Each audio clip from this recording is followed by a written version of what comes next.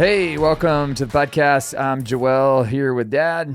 And I'm Rick. What do you want to talk about today, Joel? What's up? Well, we've been doing our parenting series where we kind of figured out after a couple episodes that parenting principles are basically principles for life. Yeah. So if you can figure this stuff out, it's really applicable to many areas of life. So I wanted to talk today, and I don't know, maybe this one won't be applicable to every area of life, but I want to talk today about responding to our kids' bad decisions. Oh, that will or be. maybe I should use the word reacting. Yeah. Because it's a lot easier to react than to respond correctly. And growing up, I was never really, I don't know, maybe as a kid, concerned about telling you my bad decisions.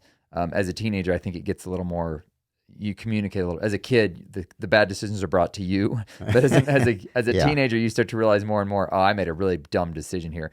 But I never felt worried about telling you, even about a bad report card. I never felt like, oh my gosh, I'm dead. But I know a lot of my friends, they're like, man, if my dad finds out about this, he'll kill me. Yeah. Now, I'm sure there's a happy balance somewhere in the between, but I wasn't at all concerned about sharing with you. And I really feel like I got some of my best guidance when I admitted to you that I'd made a really big mistake. And I didn't feel like you were going to react or overreact or destroy my life. And I really feel like it helped me grow a lot because I felt comfortable talking to you. But that has to have been built early on, I think. I think somewhere along the way I figured out my dad is going to respond calmly to whatever I bring to him, even if it's something that was really bad. So give me your take on your philosophy on that. Yeah, well, I guess it's something I learned early. My main experience, as you know, but others may not, came from being a principal of a Christian school. When I was 20-some years old, and you guys were just little bitty. I mean, you weren't even in school when I started. And so all of a sudden, I'm responsible for 220 kids everywhere from 4-year-old through high school. And I felt a responsibility for them, and I felt a biblical responsibility. So I started just really digging into the Word to figure out what are the principles and listening to everything I could and reading and articles and anything I could pick up that would teach me how to be a better parent, because I felt it was basically parenting. And one of the things I discovered is that you have to draw a distinction between rebellion and childish irresponsibility. And childish irresponsibility is just the fact that kids are going to be kids and they are not adults. And the way we learn is by making mistakes.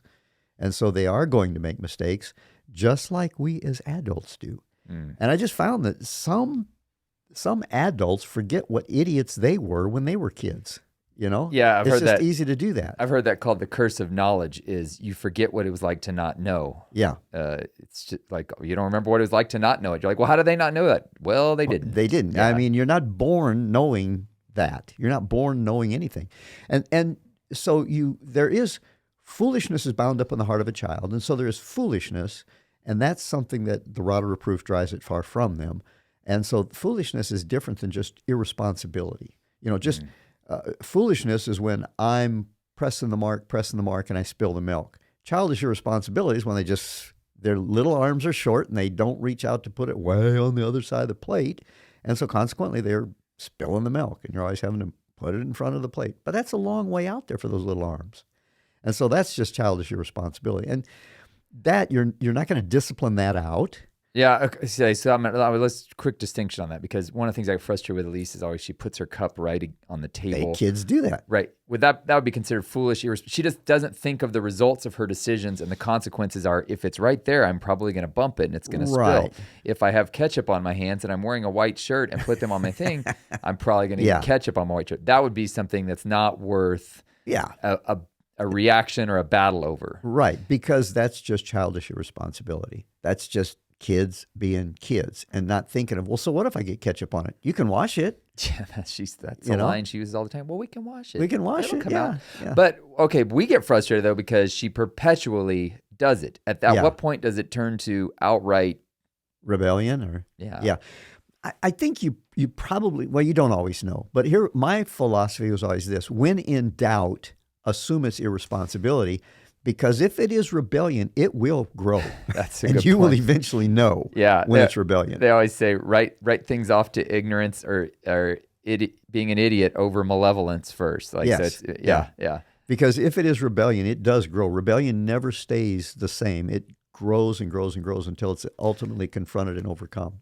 Yeah. So Okay, so you're saying it's not most of the stuff that a child who's brought up in a loving, kind, like most of the stuff you're going to be dealing with is just childish irresponsibility. Now Right. that's frustrating, and you need to work on put it out there, and there can be consequences for it too. Okay, we've told you a lot of times to put your milk out there. So we're going to take the milk and we're going to put it over. You can't drink it until you're done with your dinner now. Something like that. Right. Something fitting to the crime. right. Just for the record, though, no kids drink milk today. Everyone's lactose intolerant. Oh, that's true. So, yeah. Okay, Anyway, whatever you give them to drink. the almond milk. No, I'm just Almond kidding. milk. Yes. Yeah. Okay. Yeah. Goat milk or whatever. So that's a good point, because I think part of the reason I felt so confident in bringing the bigger issues to you was you didn't react in the smaller issues. Yeah. And I was like, okay, it's a track record we build with our kids. They know. They're watching us. They're watching how we respond. And even if you're like, oh, I'm really chill about everything, they see what you're not really chill about. Yeah, yeah. And, I didn't realize how important that was until I've shared this before, where I asked all three of you guys, because I was pastoring and I thought, man, I need to know how to help parents. What did we do right? Because I could think of all the things we did wrong. So I asked all three of you, and Karis is the one who said, she said, I felt like I could bring anything to you guys and you wouldn't freak out. And I thought, well, so what is the big deal about that? And she said, my friends would come to me for counsel. And I'm thinking, I'm a kid. I don't know. Have you talked to your parents about it? Oh, no, I couldn't talk to my parents about it. So they were left out there just on their own, having to go to their friends for counsel. Yeah, right. Which going to your friends, that's just pooling ignorance. Yeah, exactly. So, yeah. You just get a big pool of ignorance. That's Yeah, all you do. And yeah. because they don't know anything more than you do. They haven't been down the road any further than you have. And so they're not the ones to go to. So you want your kids to feel comfortable coming to you. And when she said, I knew I could come to you guys and you wouldn't freak out. She said, now Mom was probably freaking out on the inside, but she kept it calm on the outside. And Yeah. I had to tell her, I was freaking out sometimes too. But you just, keep it calm.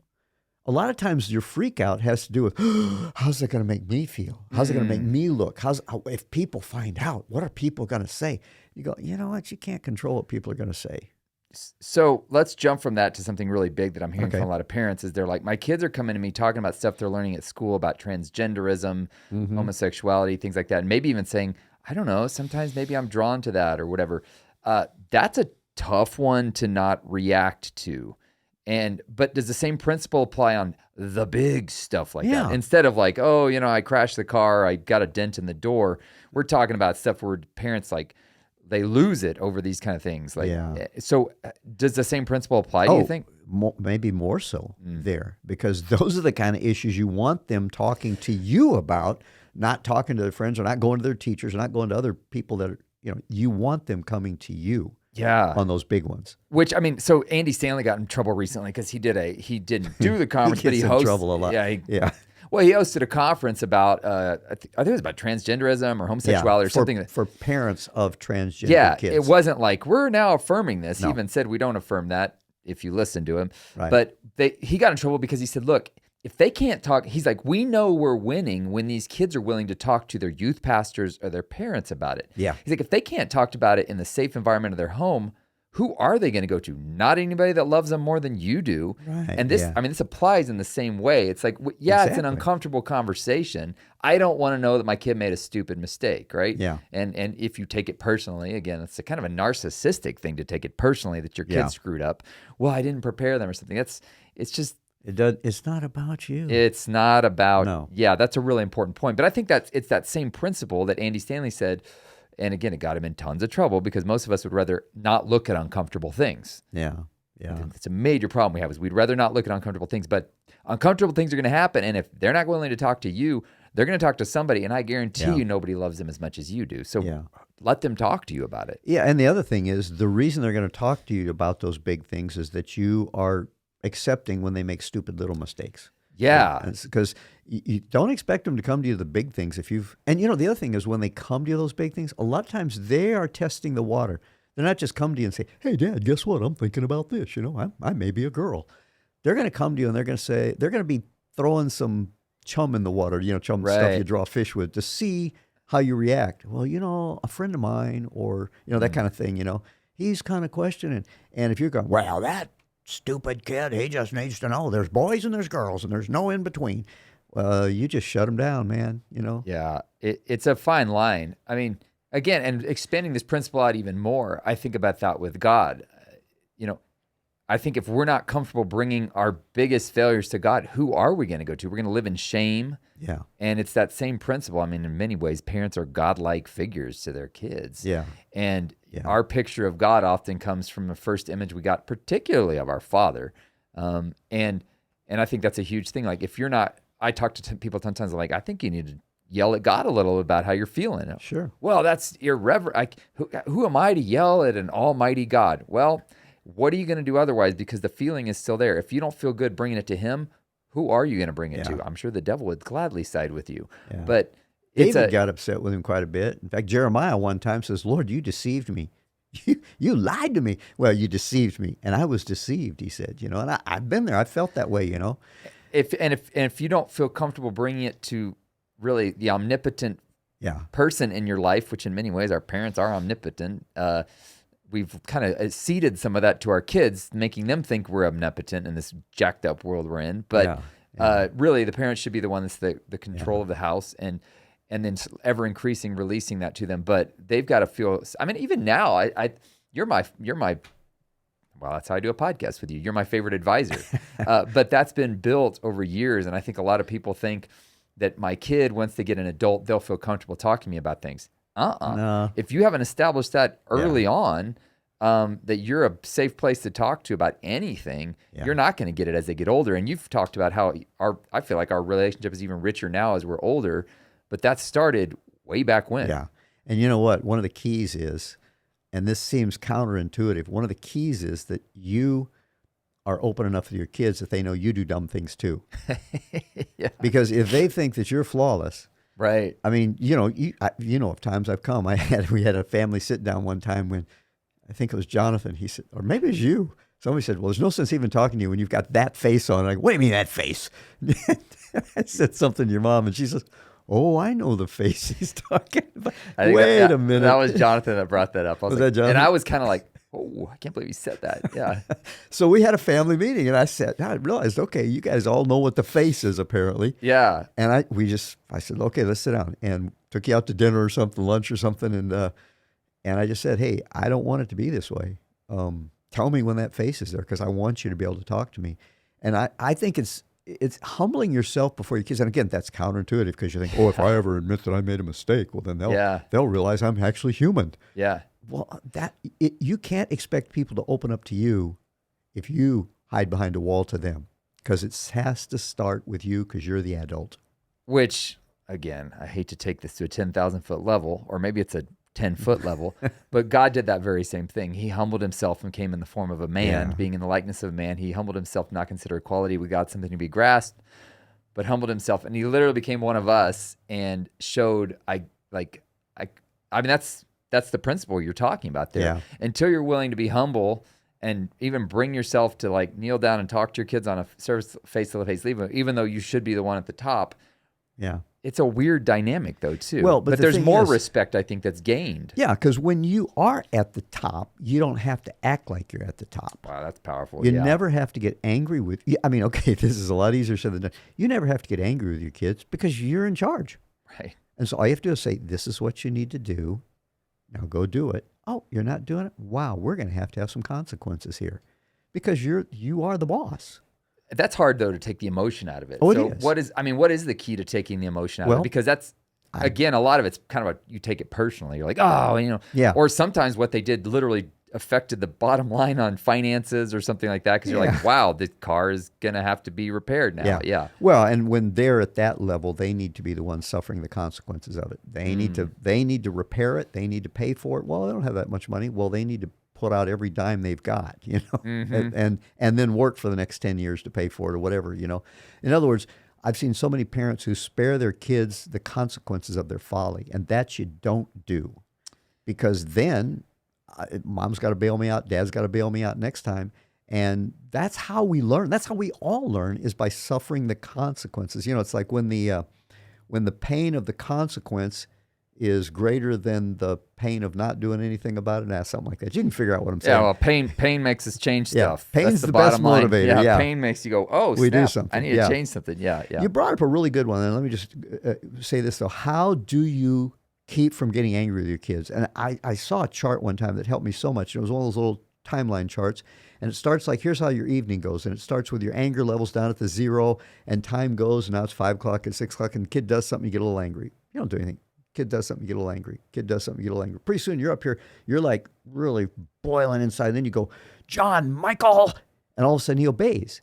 And you think it's because you yelled at him. No, it's because he knows next comes action. Okay, something's going to happen that's going to be really unpleasant for me. Well, why not just take that, instead of yelling at him, take that and draw it back. And the first time that he does something wrong, when you're not angry, say, wow, there's going to be some consequences for that. Man, it breaks my heart that you're going to have to do this, but you earned it. The wages of sin is death. Now, you're not going to kill them, but the wages of sin, the wages of what they've done, let them, before you get all angry, then you don't have to, it's not the yelling that caused them to respond. It's the fact that they know, ooh, something's going to happen. So if you just say, hey, something's going to happen, and you do it, next time you won't have to get all angry about it.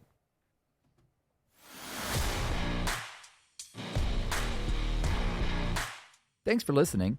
Please consider sharing this with your friends on the platform of your choice. For more from Joel Malm, visit joelmalm.com. For more from Rick Malm, visit rickmalm.com. Our podcast music was produced by Alex Burleson.